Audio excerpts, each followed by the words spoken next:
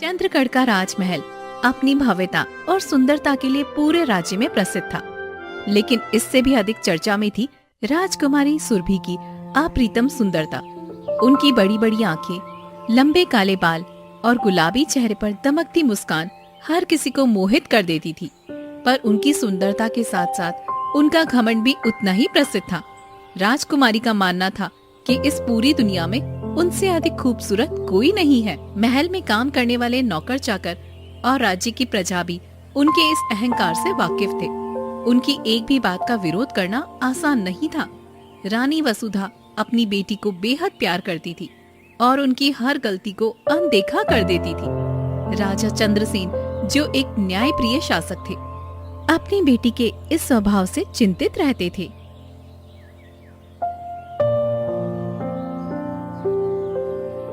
राजकुमारी, आपकी सुंदरता की तो पूरे राज्य में चर्चा है। मुझे लगता है स्वर्ग की अप्सराएं भी आपके सामने फीकी पड़ जाएंगी। तुम ठीक कहती हो मालती, कोई भी मेरी बराबरी नहीं कर सकता। लेकिन कभी कभी मैं सोचती हूँ, इतनी सुंदरता के साथ जीना कितना कठिन है। लोग हमेशा मुझे देखते रहते हैं। परंतु राजकुमारी, क्या आपने देखा है कि प्रजा आपसे थोड़ी दूरी बना के रखती है? दूरी? मेरी जैसी सुंदर राजकुमारी से कौन दूर रह सकता है? शायद वे मेरी चमक के आगे फीके पड़ जाते हैं। सुरभि, मेरी बेटी, तुम्हारी सुंदरता सच में अनमोल है, लेकिन अगर ये घमंड में बदल जाए तो ये तुम्हें और दूसरों को तकलीफ दे सकती है। पिताजी, आप भी मुझे समझाने आए हैं। मैं जानती हूँ कि मैं विशेष हूँ और मुझे किसी की भी सलाह की जरूरत नहीं है। सुरभि, समय रहते अपने स्वभाव को बदल लो, अन्यथा तुम्हें कड़वी सच्चाई का सामना करना पड़ सकता है। पिताजी, आप चिंता न करें, मुझे कोई नहीं बदल सकता। मैं जैसी हूँ वैसी ही रहूंगी। सुरभि, मेरी बेटी, तुम्हारी सुंदरता सच में अनमोल है, लेकिन अगर ये घमंड में बदल जाए तो ये तुम्हें और दूसरों को तकलीफ दे सकती है। पिताजी, आप भी मुझे समझाने आए हैं। मैं जानती हूँ कि मैं विशेष हूँ और मुझे किसी की भी सलाह की जरूरत नहीं है। सुरभि, समय रहते अपने स्वभाव को बदल लो, अन्यथा तुम्हें कड़वी सच्चाई का सामना करना पड़ सकता है। पिताजी, आप चिंता न करें, मुझे कोई नहीं बदल सकता। मैं जैसी हूँ वैसी ही रहूंगी। राजा चंद्रसेन ने गहरी सांस ली और वहाँ से चले गए। उन्हें एहसास हो गया था कि समय आने पर सुरभि को खुद ही अपनी गलतियों का एहसास होगा, लेकिन यह एहसास किस रूप में आएगा, यह सोचकर वे और अधिक चिंतित हो गए। चंद्रगढ़ के पास घने जंगल में एक पवित्र स्थान था, जहाँ साधु बाबा वर्षों से तपस्या में लीन थे। उनकी साधना की महिमा पूरे राज्य में विख्यात थी।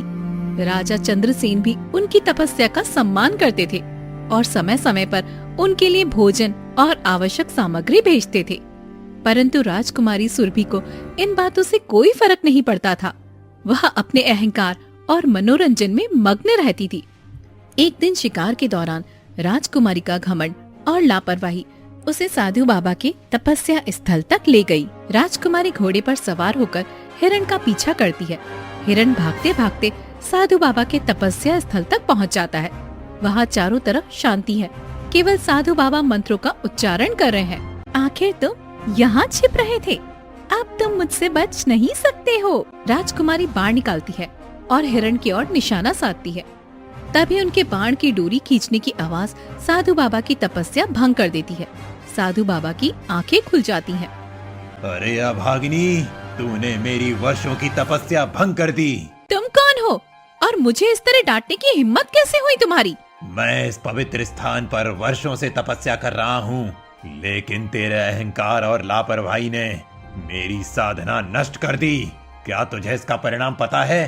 परिणाम?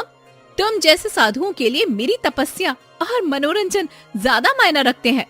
तुम्हारी तपस्या से क्या होता है? साधु बाबा का चेहरा क्रोध से लाल हो जाता है। वे अपने कमंडल को उठाते हैं और मंत्रोच्चारण शुरू कर देते हैं। ए अभागिनी राजकुमारी, तेरे घमंड ने तुझे अंधा कर दिया है। तूने दूसरों की इज्जत करना सीखा नहीं, इसीलिए मैं तुझे श्राप देता हूँ कि तू अपनी सुंदरता खोकर एक तोता बन जाएगी। राजकुमारी की आंखें चौड़ी हो जाती हैं। उनके शरीर में एक अजीब सा परिवर्तन शुरू हो जाता है। नहीं, नहीं, ये क्या हो रहा है? मेरी सुंदरता, मेरी पहचान, यह तुम क्या कर रहे हो? ये तेरे कर्मों का फल है। अब तू इस जंगल में एक तोते की तरह विचरण करेगी। जब तक तू अपने घमंड को त्याग कर दूसरों की मदद नहीं करेगी, तब तक तेरा ये रूप नहीं बदलेगा। साधु बाबा कृपा करें। मुझे माफ कर दीजिए साधु बाबा। मैं अपनी गलती मानती हूँ साधु बाबा। साधु बाबा थोड़ी देर तक चुप रहते हैं, फिर गहरी सांस लेते हैं। मैं तुझे एक मौका देता हूँ। जब तू अपने घमंड को छोड़कर किसी बड़े संकट में फंसे व्यक्ति की मदद करेगी, तब तेरा श्राप समाप्त होगा। लेकिन याद रखना, यह आसान नहीं होगा। साधु बाबा के श्राप से राजकुमारी सुरभि एक सुंदर तोते में बदल गई। उसकी आवाज भी बदल गई। वह रोते हुए आकाश में उड़ गई। घमंड से भरी हुई राजकुमारी को पहली बार अपने कर्मों का परिणाम महसूस हुआ। कभी कभी अहंकार को तोड़ने के लिए कठोर कदम उठाना पड़ते हैं। आशा है ये राजकुमारी अपने जीवन का सही मार्ग खोज पाएगी। इधर चंद्रगढ़ राज्य, जो अब तक अपनी शांति और खुशहाली के लिए जाना जाता था, अचानक अजीब घटनाओं का गवाह बनने लगा। गांवों से लोग रहस्यमय तरीके से गायब हो रहे थे। न कोई निशान, न कोई चीख, बस लोग एक एक करके लापता हो रहे थे। पहले तो लोगों ने इसे सामान्य घटना समझा, लेकिन जैसे जैसे ये घटनाएं बढ़ने लगी, डर का माहौल बन गया। राजा चंद्रसेन को यह खबर तब मिली जब उनके मंत्री रणवीर ने अपने क्षेत्र के गायब हुए परिवारों की सूची पेश की। क्या तुमने सुना? रामू की बेटी कल रात गायब हो गई। उसने कहा था कि वो बस पानी भरने जा रही है। हाँ, और पिछले हफ्ते हरीश का पूरा परिवार कहीं नजर नहीं आ रहा। ऐसा लगता है कि गांव पर कोई श्राप लग गया है। मुझे तो लगता है किसी मायावी शक्ति का काम है। रात के समय कोई घर से बाहर नहीं निकलेगा। रणवीर, ये सब क्या हो रहा है? मेरी प्रजा मुझे बचाने की गुहार कर रही है और हम अब तक कोई हल नहीं निकाल पाए हैं। महाराज, ये घटना केवल गांव के आसपास की सीमाओं पर हो रही है। वहां के लोग रात में रहस्यमयी आवाजें सुनने का दावा करते हैं। कुछ लोगों ने पानी के आसपास किसी विशालकाय आकृति को देखने की बात कही है। क्या ये कोई इंसान हो सकता है या किसी अन्य राज्य का षड्यंत्र? महाराज, मैंने अपने सैनिकों को गांव के आसपास गश्त करने लगाया है, लेकिन अभी तक हमें कोई ठोस सुराग नहीं मिला। ये कुछ असाधारण लगता है। ये असाधारण है या नहीं, ये हमारी जिम्मेदारी है कि हम अपनी प्रजा को खुद बचाएं। मैं खुद गांव जाकर स्थिति का जायजा लूंगा।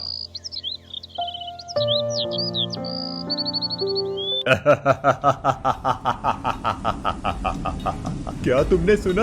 ये आवाज कैसी थी? शायद नदी से आई है। चलो देखते हैं। दोनों सैनिक नदी की ओर बढ़ते हैं। तभी पानी से एक विशालकाय दानव प्रकट होता है। उसकी चमकती आंखें और डरावना रूप सैनिकों को स्तब्ध कर देता है। तुम्हारे राजा को कहो, ये इलाका अब मेरा है। मैं यहाँ के लोगों को अपनी दुनिया में ले जा रहा हूँ। कोई मुझे नहीं रोक सकता। ये कौन है? हमें भागना होगा और राजा को बताना होगा। इन दानव अपने जादुई हाथों से उनमें से एक को पकड़ लेता है और पानी में खींच लेता है। दूसरा सैनिक किसी तरह अपनी जान बचाकर वापस महल पहुंचता है। महाराज, वो कोई साधारण इंसान नहीं था। वो एक मायावी दानव है जो पानी के अंदर से आता है। उसने मेरे साथी को खींच लिया और कहा कि ये इलाका अब उसका है। दानव? क्या तुमने उसे अपनी आंखों से देखा? जी महाराज, वो बहुत बड़ा और भयानक था। उसकी ताकत को हराना आसान नहीं होगा। महाराज, ये मामला बहुत गंभीर हो चुका है। हमें जल्दी ही कोई ठोस कदम उठाना होगा। मैं किसी भी मायावी शक्ति को अपनी प्रजा पर हावी नहीं होने दूंगा। सैनिकों को तैयार करो, हम कल सुबह उस दानव का सामना करेंगे।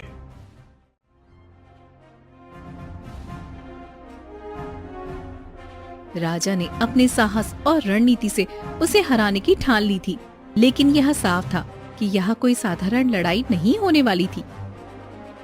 राजा चंद्रसेन दानव के आतंक से अपनी प्रजा को बचाने के लिए चिंतित थे। सैनिकों और मंत्री रणवीर की मदद से उन्होंने एक योजना बनाई, लेकिन दानव की मायावी शक्ति का सामना कैसे करें, यह उनकी समझ से परे था। इस दौरान जंगल के किनारे स्थित एक प्राचीन मंदिर में राजा का सामना एक तोते से हुआ। यह कोई साधारण तोता नहीं था। उसकी आंखों में समझदारी और उसकी आवाज में एक आकर्षण था। हे राजन, तुम किस चिंता में डूबे हो? मैं तुम्हारी मदद कर सकती हूँ। तुम कौन हो और एक तोता मुझसे बात कैसे कर सकता है? मैं एक साधारण तोता नहीं हूँ राजन।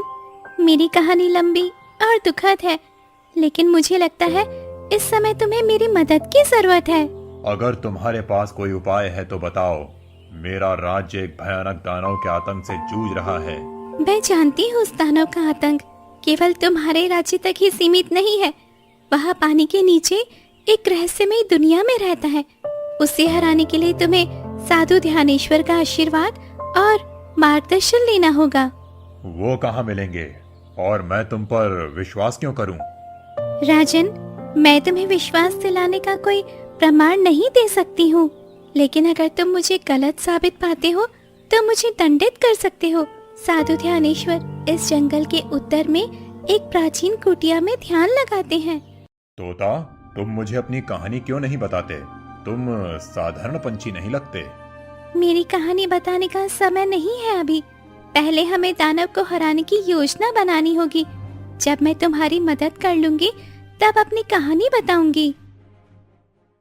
हे ऋषिवर, मैं आपके मार्गदर्शन की याचना करता हूँ। मेरे राज्य पर एक दानव का प्रकोप है। वो हमारी प्रजा को पानी के नीचे किसी रहस्यमय दुनिया में ले जा रहा है। हे राजन, मैंने इस दानव की शक्ति और उसके कुकर्मों के बारे में सुना है। उसे हराना आसान नहीं है। वो मायावी शक्तियों से लैस है और केवल उसकी एक कमजोरी है। उसकी कमजोरी क्या है ऋषिवर? कृपया मुझे बताइए। उस दानव की शक्ति उसके मुकुट में है। वो मुकुट उसके सिर से अलग हुआ तो उसकी सारी शक्ति खत्म हो जाएगी। लेकिन उसे हराने के लिए तुम्हें पानी के नीचे उसकी दुनिया में जाना होगा। वहाँ एक गुफा है जहाँ वो अपनी बलि चढ़ाने की योजना बना रहा है। तुम्हें जल्दी करना होगा।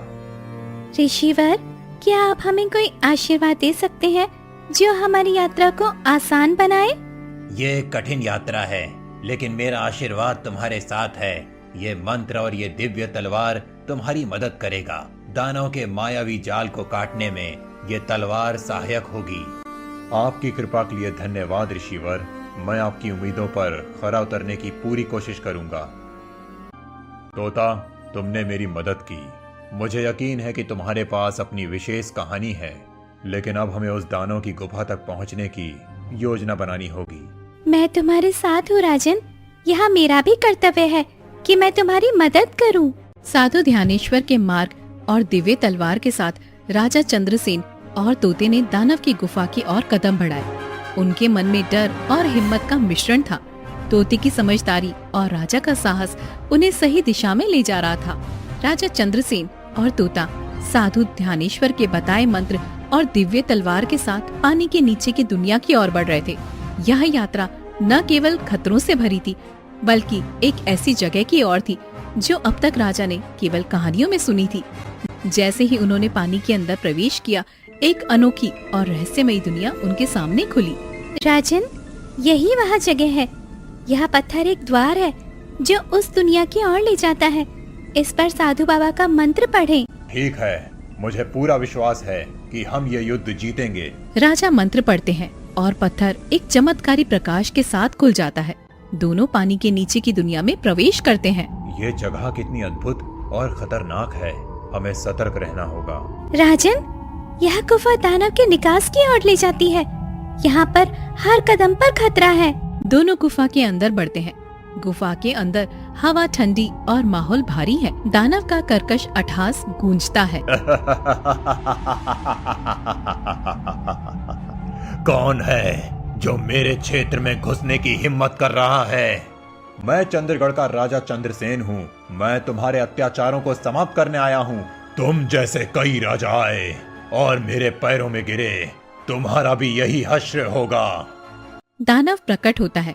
उसका विशाल कद, लाल चमकती आंखें और मांसल शरीर को देखकर राजा एक पल को ठिठर जाते हैं, लेकिन तोता उन्हें हिम्मत दिलाता है। राजन, उसकी कमजोरी उसके मुकुट में है। हमें उसे चकमा देकर मुकुट तक पहुंचना होगा। तुम मेरी शक्ति का सामना नहीं कर सकते। अब अपनी मौत के लिए तैयार हो जाओ। दानव और राजा के बीच भयंकर युद्ध शुरू होता है। दानव आग उगलता है और अपनी माया से चारों ओर भ्रामक छवियां बनाता है। ये माया मुझे विचलित कर रही है, हमें जल्द ही कुछ करना होगा। राजन, उसकी असली छवि उसकी परछाई से जुड़ी है, उस पर ध्यान दें। राजा परछाई देखकर दानव पर वार करते हैं। दानव एक पल के लिए कमजोर पड़ता है। तभी तोता ऊपर उड़ता है और दानव के मुकुट के पास पहुंच जाता है। नहीं, तुम मेरी शक्ति को छू नहीं सकते। तुम्हारी शक्तियाँ अब मेरी हो रही है दानव। तोता मुकुट को खींचकर नीचे गिरा देता है। मुकुट के गिरते ही दानव की शक्तियाँ खत्म होने लगती है। वह दर्द में चिल्लाता है और अंत में राख में बदल जाता है। दानव के नाश के बाद पानी के नीचे की रहस्यमयी दुनिया शांत हो गई। राजा चंद्रसेन ने प्रजा के खोए हुए लोगों को वापस लाने में सफलता पाई। इस विजय के साथ ही तोता, जो अब तक राजकुमारी सुरभि थी, वह अपने असली रूप में लौटने लगा। उसके स्वरूप में यह बदलाव साधु बाबा के शाप से मुक्त होने की शुरुआत थी। तोते की जगह अब एक सुंदर युवती खड़ी होती है। उसकी आंखों में पश्चाताप और चेहरे पर विनम्रता झलकती है। वह राजकुमारी सुरभि है। ये क्या हो रहा है? तोता, क्या तुम? हाँ राजन, मैं राजकुमारी सुरभि हूँ। साधु बाबा के श्राप के कारण मैं तोते का रूप लेकर इस दिन का इंतजार कर रही थी। राजकुमारी, आपका साहस और दृढ़ निश्चय इस परिवर्तन का कारण बना। आपने खुद को साबित कर दिया। दोनों राज्य की ओर लौटने का निर्णय लेते हैं। वहाँ पहुंचकर प्रजा और राजा चंद्रसेन का परिवार उनका इंतजार कर रहा होता है। यह तो मेरी सुरभि है, वह वापस आ गई। मैंने अपने घमंड और मूर्खता से न केवल खुद को बल्कि अपने परिवार और राज्य को भी कष्ट दिया है, लेकिन अब मैं बदल चुकी हूँ। सुरभि, हमने तुम्हें हमेशा प्यार किया, लेकिन तुम्हारे व्यवहार ने हमें चिंता में डाल दिया। अब तुमने खुद को सुधारा है, तो हम सब तुम्हें खुशी से अपनाएंगे। तभी साधु बाबा अचानक प्रकट होते हैं। उनके चेहरे पर शांति और संतोष है। सुरभि, तुमने अपने कार्यों से ये साबित कर दिया कि हर कोई बदलाव का पात्र होता है। अब मैं तुम्हें पूर्ण रूप से श्राप से मुक्त करता हूँ। जाओ और अपने राज्य की सेवा करो।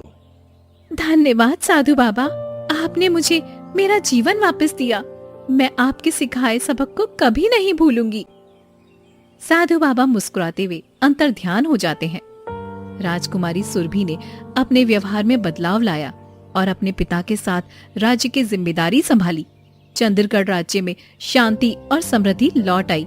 यह घटना सभी के लिए एक सीख बन गई कि घमंड न केवल खुद का बल्कि दूसरों का भी नाश करता है। रायपुर राज्य में हरिया नाम का एक चालाक मगर छोटा चोर था। वह चोरी में माहिर था, लेकिन उसकी किस्मत हमेशा धोखा दे जाती। उसकी हर चोरी में कुछ न कुछ गलत हो जाता और उसे या तो मामूली सामान मिलता या पकड़े जाने का खतरा मंडराने लगता। एक रात हरिया गांव के सबसे बड़े साहूकार के घर चोरी करने गया। बड़े ध्यान से उसने घर की खिड़की से अंदर घुसा और अलमारी की तलाशी ली। उसे एक भारी पोटली मिली। वाह वाह वाह वाह, अब किस्मत का ताला खुला ना। हाँ, इसमें जरूर कोई बड़ा खजाना होगा। चलो अब इस पोटली के साथ रफू चक्कर हो जाता। चल। फिर हरिया वो पोटली लेकर अपने घर की ओर निकल पड़ता है। ओफो, ये चोरी करना ना, अरे रे, सच में बहुत मुश्किल काम। हर कदम पे लगा रहता है कि अभी कोई पकड़ लेगा, कोई देख लेगा, कोई क्या बोलेगा मिल गया तो। हाँ, उस गली का वो कुत्ता भी न जाने क्यों भौंकने लगा था। अरे जैसे सब कुछ जानते हुए भी मुझ पर हंस रहा हो। भाऊ भाऊ भाऊ भाऊ, बड़ा आया। चलो अब जल्दी से देखते हैं कि जान जोखिम में डालने के बाद आखिरकार मुझे क्या मिला, मैंने क्या हासिल किया। हरिया जैसे ही अपनी पोटली में देखता है, तो अंदर सिर्फ 4 पुराने पीतल के बर्तन पड़े थे। हैं? ये क्या? इतनी मेहनत करने के बाद ये निकला? अरे 4 पुराने पीतल के बर्तन। अरे ये तो मेरा जैसे मजाक उड़ा रहे हो। सोच रहा था सोने चांदी के गहने या नोटों की गड्डियां निकलेंगी पोटली में, और ये क्या? यहाँ तो ये खटारा जैसे बर्तन मिले। मुझे तो लगता है कि इस गांव में अब कुछ बचा ही नहीं है चुराने के लिए। हाँ, अब मुझे दूसरे गांव जाना पड़ेगा, वहाँ किस्मत आजमाऊंगा। यहाँ की गलियों में तो बस वक्त बर्बाद हो रहा है, और अगर किसी दिन किसी ने देख लिया तो नाम अलग से खराब होगा। हाँ, अगली बार ज्यादा होशियारी से काम करना होगा। अब इस नुकसान की भरपाई तो वहीं से करूंगा। हाँ।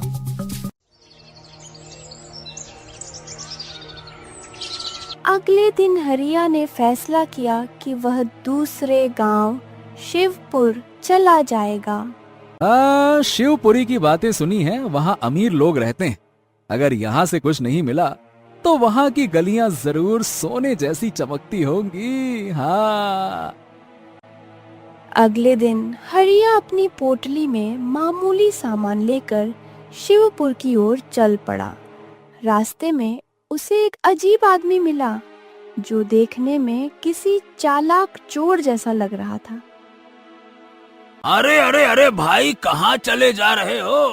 तुम्हारा चेहरा देखकर लग रहा है कि तुम्हारी किस्मत तुमसे नाराज है। ऐसा क्या हो गया भाई? अरे मत पूछो, पूरी रात जोखिम में डालकर चोरी की और बदले में क्या मिला है? पुराने पीतल के बर्तन। अरे क्या बताऊं, मेहनत तो मैंने ऐसी की थी जैसे खजाना लेकर लौट रहा हूं, लेकिन जब पोटली खोली तो निकला ऐसा माल कि रोने का मन कर रहा था।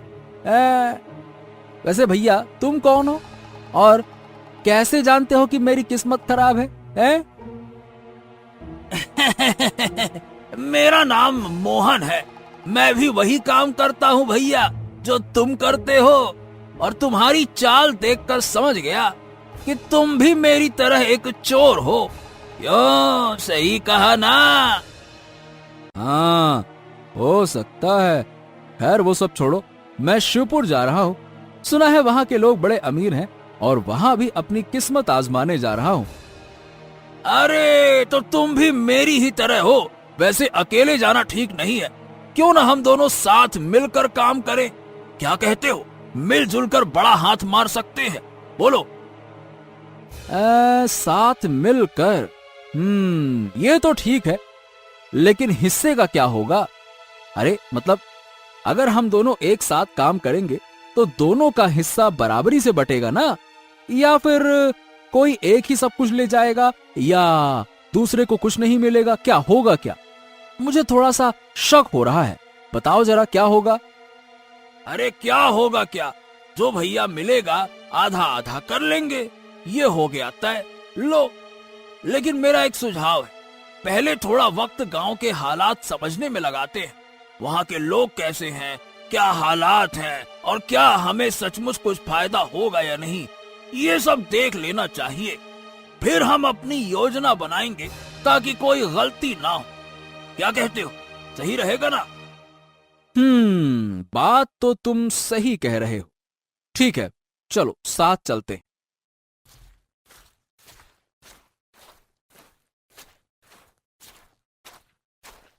शिवपुर पहुंचकर दोनों ने गांव के बाहरी हिस्से में एक छोटी सी झोपड़ी किराए पर ली। दोनों दिन में आम आदमी की तरह रहते और रात में चोरी की योजना बनाते थे। हरिया, सुना है यहाँ जमींदार का घर सबसे बड़ा है। उसकी तिजोरी सोने चांदी से भरी रहती है। अगर एक बार उस पर हाथ साफ कर लिया, हा, जिंदगी भर आराम से जी सकते हैं। क्या कहते हो? आज का दिन ही चोरी के लिए सबसे ठीक होगा मोहन। और सुना है आज गांव में बड़ा उत्सव हो रहा है। अरे सब होंगे गांव वाले मंदिर में, नाच गाना कीर्तन इसमें लगे हुए होंगे। ये मौका हाथ से नहीं जाने देना चाहिए। उनके वापस लौटने से पहले हमें अपना काम खत्म करना होगा। क्या कहते हो? तैयार हो भैया? हाँ, ये बात तो तुमने बिल्कुल पते की कही है। अब हमें जल्दी से जमींदार के घर की ओर निकलना चाहिए। ये समय सही है, चलो। फिर हरिया और मोहन जमींदार के घर की ओर निकल पड़े। रात का अंधेरा और गांव के उत्सव का शोर उनके लिए सहारा बना। जमींदार का बड़ा और शानदार घर अंधेरे में डूबा हुआ था। दोनों ने सावधानी से अंदर घुसकर सोने चांदी की कीमती चीजें चुरा लीं। काम खत्म होते ही दोनों अपने घर की ओर लौट आए।